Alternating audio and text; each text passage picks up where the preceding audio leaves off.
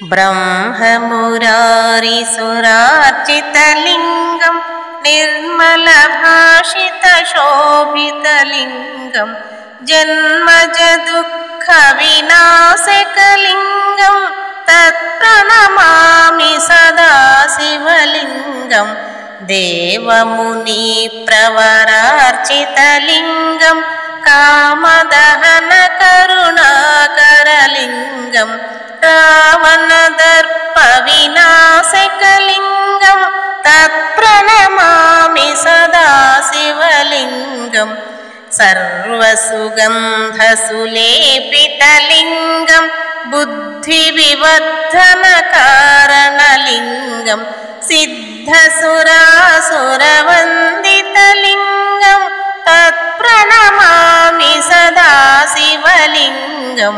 कनकमहामणिभूषितलिङ्गं फणिपतिवेष्टितशोभितलिङ्गं दक्षसुयज्ञविनाशनलिङ्गं तत्प्रणमामि सदा शिवलिङ्गं कुङ्कुमचन्दनलेपितलिङ्गं पङ्कजहारसुशोभितलिङ्गं सञ्चितपापविनाशनलिङ्गं तत्प्रणमामि सदा शिवलिङ्गं देवगणार्चितसेवितलिङ्गं भावैर्भक्तिभिरेव च लिङ्गं दिनकरकोटिप्रभाकरलिङ्गं तत्प्रणमामि सदा शिवलिङ्गम्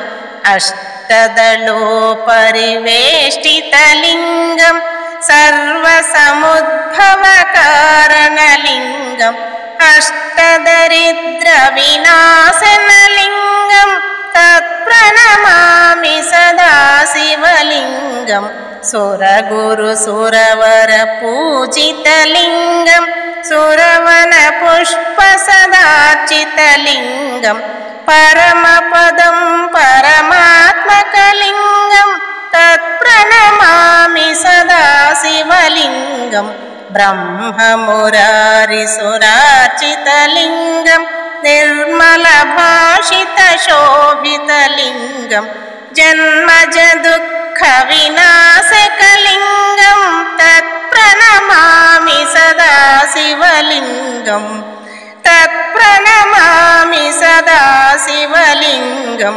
तत्प्रणमामि सदा शिवलिङ्गम् लिङ्गाष्टकमिदं पुण्यं यः पठेत् शिवसन्निधौ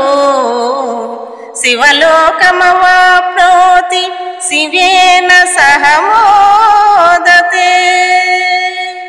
ఈ వీడియో మీకు నచ్చితే లైక్ చేయండి, షేర్ చేయండి, కామెంట్ చేయండి, సబ్స్క్రైబ్ చేయండి. నమస్తే.